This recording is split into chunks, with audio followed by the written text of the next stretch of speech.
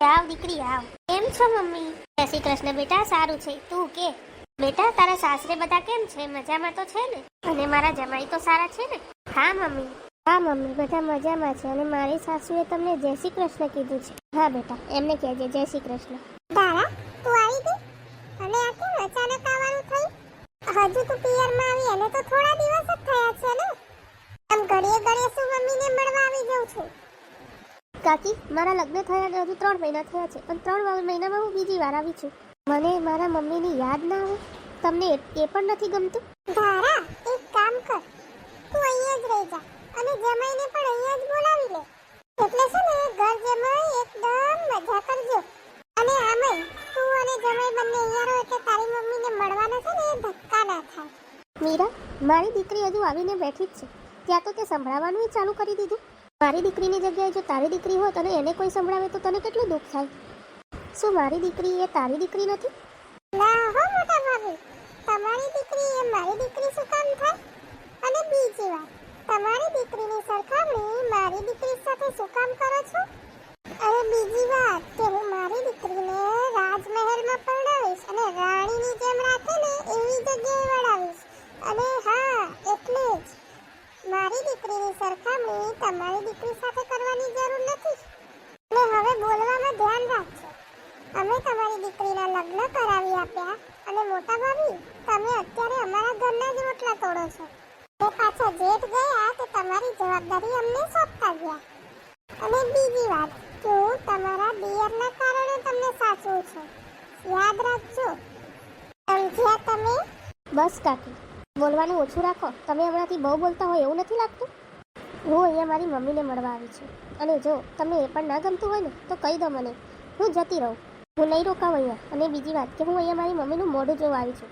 તમારું ભાષણ સાંભળવા નથી આવી. ઓહોહોહો, બેનબાને પાવર તો જો આવી ગયો છે. અરે વિમાનમાં ઉડીને એની માનું મોઢું જોવા ના આવી હોય એમ. અને સાંભળો, જો માનું મોઢું જોઈ લીધું હોય ને તો બપોરનું જમીને સાંજે હારી ભેગા થઈ જજો. અને હા મોટા ભાભી, તમારી દીકરીને જરાક બોલતા શીખવાડી દેજો. જો આમ જ બોલતા રહેશે ને તો સાસરી વાળા છે ને પિયર ભેગા કરી દેશે એમને. એ તો તમારી બે માં દીકરીના રોટલા કોણ પૂરા પાડશે? અમે પૂરા પાડશું. મમ્મી, તમે કાકીને કેમ પછી કહેતા નથી? એ જે બોલે તે કેમ સાંભળી લો છો? તમે એમના જેઠાણી છો. તમે એમને 2 શબ્દ નથી કહી શકતા? બેટા ધીમે બોલને. આ પાછી નેહા સાંભળી જશે ને તો આખું ઘર માથે લેશે. બેટા હવે સહન કરીને જ છૂટકો છે. આમ પણ તારા પપ્પા તો એમના ભાઈના ભરોસે આપણને મૂકીને મોટા ગામત્રે જતા રહ્યા. આ તો તારા કાકાનો સ્વભાવ સારો છે ને એટલે હું મીરાને કંઈ કહેતી નથી. બાકી બેટા ઘરમાં ઝઘડા થાય ને એ તો મને જરાય નથી ગમતું. ખોટી આપણે ઘરની શાંતિ શું કરવા વિખેરી નાખીએ. અને તારા કાકાને ખબર પડે તો એમને કેટલું દુઃખ થાય. હું એવું કંઈ કરવા નથી માંગતી. મમ્મી, મને ખબર છે કે મહેશ કાકા બહુ સારા છે. એમને જ આપણને આ ઘરમાં સહારો આપ્યો છે. પણ મમ્મી, મારા પપ્પાએ પણ તો આ ઘરમાં ભોગ આપ્યો જ છે ને. મમ્મી, તમે મહેશ કાકાને એકવાર વાત તો કરી જુઓ. કાકી તમને આ રીતે હેરાન કરે છે. અને જો તમે કાકાને વાત કરશો ને તો કાકા કાકીને બરાબર સમજાવી દેશે. ધારા, તારી વાત તો સાચી છે. હું તારાને કાકાને વાત કરીશ ને તો એ ધારાને મીરાને સમજાવી તો દેશે. પણ છેલ્લે આખો દિવસ તો મારે મીરા સાથે જ રહેવાનું ને. તારા કાકા બહારગામ નોકરી કરે છે એટલે આખો દિવસ એ તો ઘરે હોય નહીં. એટલે મીરા મને વધારે હેરાન કરે.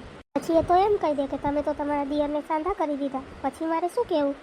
ધારા, તારે જવાનું નથી? સવારે તો મોટા ઉપાડે મારી મમ્મીને કહેતી હતી ને કે તમને ન ગમતું હોય તો હું અત્યારે જ ચાલી જાઉં. હું મારા રૂમમાંથી બધું જ સાંભળતી હતી અને તું બપોરની વાત કરતી હતી ને. હવે તો પછી સાંજ પડવાની થઈ તો ઘરે જવાનો પ્રોગ્રામ ક્યારે છે? બેટા નેહા, કમસે કમ તું તો આડું અવડું ના બોલ. તારા તો તારી મોટી બહેન છે અને 2 બહેનો તો મિત્રની જેમ રહેતા હોય. મળી મળીને ઘરમાં તમે 2 તો દીકરીઓ છો તો પછી ધારા સાથે પ્રેમથી વાત કરને. અને ધારા ક્યાં અહીંયા આખી જિંદગી રહેવા આવી છે? મોટા મમ્મી, એકવાર લગ્ન થઈ જાય ને એટલે વારે વારે પિયર આવવાનું ના હોય. અને રહી વાત બેનપણીની અને મિત્રતા, મારે ઘણી મિત્રતા ને બેનપણીઓ છે. રહી વાત બેનની તો આને મેં કોઈ દિવસ મારી બેન માની પણ નથી અને માનવાની પણ નથી. સમજ્યા તમે? હવે જાઓ, મારી માટે ચા બનાવો અને મારા રૂમમાં આપી જાઓ. તારા ઘરમાં આવ્યા ને 2 દિવસ થઈ ગયા છે. હવે તમારે સાસરે ક્યારે પ્રસ્થાન કરવાનું છે? કે પછી અહીંયા જ ધામા રાખવાના છે? મીરા, તને મારી રોટલીના ટાઈપના રોટલા ભારે પડે છે? પછી એને આવ્યાને 2 દિવસ થયા છે, 4-5 દિવસ રહેવા દે ને. પછી કોણ જાણે એને અહીંયા આવવાનો મેળ ક્યારે પડે. એ હજુ લગ્ન નવા થયા છે તો એમ કઈ પિયરની માયા થોડી છૂટી જાય. છોડવી પડે મોટા ભાભી, પિયરની માયા છોડવી પડે.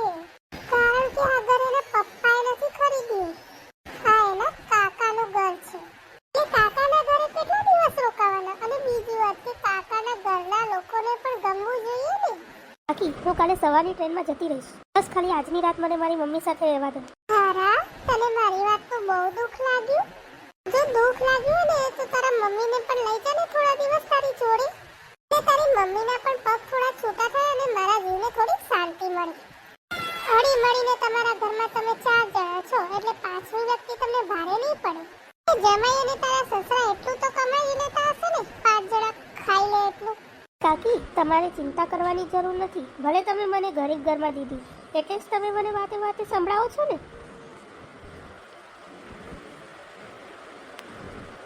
મારું સાસરિયું ભલે ગરીબ રહ્યું પણ સંસ્કારમાં એટલું આગળ છે ને કે તમને છે ને પાછળ મૂકી દે. મારા ઘરમાં મારા સાસુ સસરા અને મારા ઘરવાળા એટલા સંસ્કારી તો છે જ કે બધાને માન આપીને બોલાવે. જો હું મારા મમ્મીને મારા સાથે લઈ જઈશ ને તો તમારા જેટલું તો હેરાન નહીં જ કરું. અને બીજી વાત, હવે તમે સાંભળી લો કે હવે હું મારા મમ્મીને મારા સાથે જ લઈ જઈશ. તમે કહો છો ને એટલે હવે હું એને અહીંયા નહીં રહેવા દઉં. મારા ફેંકેલા રોટલા શું કામ મારી મમ્મીને ખાવા દઉં? મમ્મી, ચલો તમે તમારી બેગ પેક કરો. હવે તમારે મારી સાથે જ રહેવાનું છે. ના બેટા, હું તારે સાસરે કેમ આવું? હવે તો જીવવું અહીંયા અને મરવું અહીંયા. અરે બેટા, તું મારી ચિંતા ન કરતી. હવે ક્યાં મારે વધારે જીવવું છે? અત્યાર સુધી હું જેમ જીવતી આવી છું એમ આગળ પણ જીવતી રહીશ. ઓહો ભાભી, મેં કે તમારી ઉપર બાવળના ઝાડ વાવી દીધા છે? તમે આટલું બધું બોલવા લાગ્યા? તમને અત્યાર સુધી સંભાળ્યા, તમારી દીકરીના લગ્ન કરાવ્યા, તમારા જીવનનો આખો ખર્ચો ઉપાડ્યો.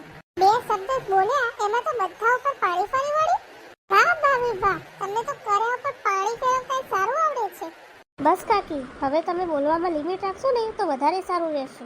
ઉપરવાળો બધું જ જોવે છે, એનો તો ડર રાખો તમે. મમ્મી, હું બજારમાં જાઉં છું. મારે થોડીક વસ્તુ લેવી છે ને એટલે હું કલાકમાં પાછી આવી જઈશ. મોટા ભાભી, મઠમાં મારા કંગન હતા તે હવે છે નહીં ત્યાં. તમે ક્યાંય જોયા છે? તારે ને મેં તારા કંગન જોયા નથી. હું તો તારી રૂમમાં પણ નથી ગઈ. તારી હાજરીમાં તો હું કચરા પોતું કરીને નીકળી જાઉં છું. પછી તો હું રૂમમાં જતી જ નથી. પણ છે ને તારા હાથે કદાચ આડાવડા મુકાઈ ગયા છે. જરા ધ્યાનથી જો. ધ્યાનથી જો. મારું કપાટ, મેં મારો કબાટ 4 વાર ફેંદી નાખ્યો છે પણ કંગન નથી મળતા. અને હોય તો મળે ને. એ કંગન મેં ગયા વર્ષે જ કરાવ્યા છે, એ પણ 3 તોલાના. અને હજુ એ કંગન મેં 4 જ વાર પહેર્યા છે. અને તમે એની કિંમત જાણો છો? 1,60,000 રૂપિયા છે. તો એ કંગન જાય ક્યાં? એને કદાચ કે પગ તો નહીં આવી ગયા હોય ને? મોટા ભાભી, કદાચ ધારા તો મારી રૂમમાં નહીં ગઈ હોય ને? ત્યાંથી બોલવામાં જરાક ધ્યાન રાખ. તને શું એમ લાગે છે કે મારી ધારાએ લીધા હશે? જીભ આપી છે ને ભગવાને તો ગમે ત્યાં નહીં હલાવવાની. મેં કેમ કીધું છે કે તમારી ધારાએ કંગન લીધા છે? હું તો ખાલી એટલું જ કહું છું કે કદાચ મારી રૂમમાં તો ધારા નહીં ગઈ હોય ને. મીરા, શબ્દની સાથે રમત રમતા તો ખાલી તને જ આવડે છે. હા, ચોખ્ખે ચોખ્ખું જ કહી દે ને કે તને મારી ધારા ઉપર શંકા છે. અને હા, વિશ્વાસ ના આવતો હોય ને તો જા અંદર અને મારી ધારાની બેગ ચેક કરી લે. અને મારી દીકરી ઉપર આવા ખોટા આરોપ મૂકવાનું મૂકી દે. મોટા ભાભી, મારે તો ધારાની બેગ ચેક કરવી જ પડશે. એને બજારમાંથી આવવા દો, પછી એની બેગ ચેક કરીશ. અને હા, તમારી ધારા કઈ નાની કેટલી તો છે નહીં. કદાચ એ મારા કંગન બહાર જઈને વેચી પણ નાખ્યા હોય. એ ઘરમાં આવશે ને એટલે બધું દૂધ ને દૂધ અને પાણીનું પાણી થઈ જ જશે. જોયું મીરા, અંતે જે હૈયા હતું એ હોઠે આવી ગયું ને. જોજે ક્યાંક તારા કર્યા તારા જ હૈયે ના વાગે. બજારમાં જઈને આવતી રહી. બજારમાં ખરીદી કરવા ગઈ હતી કે કઈ વેચવા ગઈ હતી? આવ, તારું બેગ ચેક કરવા દે. મારું બેગ હું તમને શું કામ ચેક કરવા આપું? એ હું શું વેચવા ગઈ હતી? બેટા, મીરાના કંગન ખોવાઈ ગયા છે અને એ તારી ઉપર શક કરે છે. અને એવું કહે છે કે એ કંગન તે જ ચોરી કર્યા છે. અને એને એવું છે કે તું એ કંગન વેચવા ગઈ હતી. પણ બેટા, આપણે સાચા હોઈએ ને તો આપણે કંઈ કરવાની જરૂર નથી. તું તારે બેગ બતાવી દે એટલે એને શાંતિ થઈ જાય. મીરા, એવું હોય તો આખી થેલી ખાલી કરીને જોઈ લે એટલે તને પણ ખબર પડે. આમાં કાંઈ જ નથી. હા, મીરાએ કદાચ એના પૈસા ખાતામાં મૂકી દીધા હોય.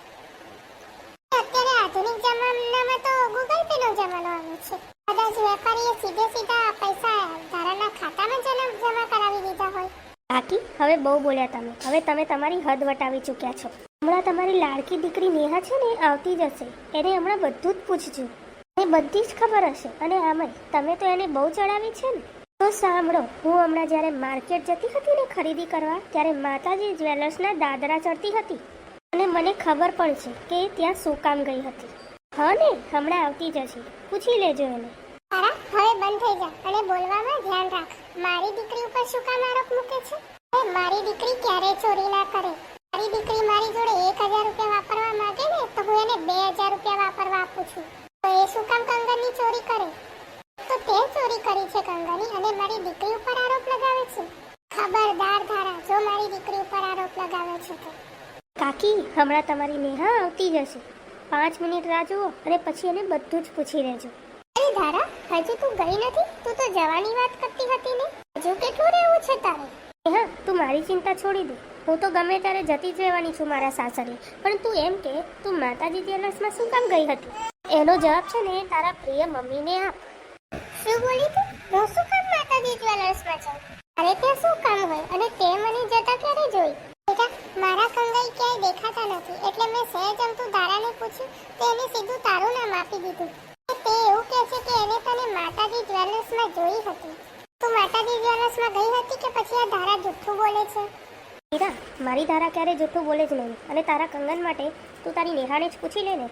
મમ્મી, એ તો ક્યારેય સાચું બોલવાની જ નથી. અને કાકી, તમે જ કહો અને કે એનો મોબાઈલ બતાવો. એનું બેંક એકાઉન્ટ અને એનો મોબાઈલ ચેક કરો એટલે બધી જ ખબર પડી જશે. નેહા, તું તારો ફોન ફટાફટ આપી દે, નહીં તો હું માતાજી જ્વેલર્સને ફોન કરું છું. અને હું બધું જ જાણું છું, યાદ રાખજે. મીરા, તને એનું મોં જોઈને નથી લાગતું કે ખોટું બોલે છે? નેહા, સાચું બોલ બેટા. જે હોય તે કે. હા મમ્મી, મેં જ પૈસા માટે કંગન ચોરી કર્યા હતા. શું? તે આવું કર્યું? મને તારા ઉપર આવું તો નતું જ બેટા કે તું મારી સાથે આવો દગો કરીશ. જ્યારે તું મારી જોડે ખાલી 1000 રૂપિયા માંગતી ત્યારે હું તને 2000 આપતી અને તે મારી જોડે વિશ્વાસઘાત કર. જોઈ લીધું ને કાકી? હા, જોયું ને મીરા? હવે ખબર પડી? મને માફ કરી દે મમ્મી, મને માફ કરી દો મોટા મમ્મી. હું તો આ બિચારી ધારા ઉપર ઇલ્ઝામ મૂકતી હતી પણ એ તો સાચી નીકળી અને તું જ મારા જ પેટનું જડ્યું ખોટું નીકળી. મને માફ કરી દેજો મોટા ભાભી. તું પણ મને માફ કરી દેજે ધારા. કઈ નહીં કાકી, છોડો.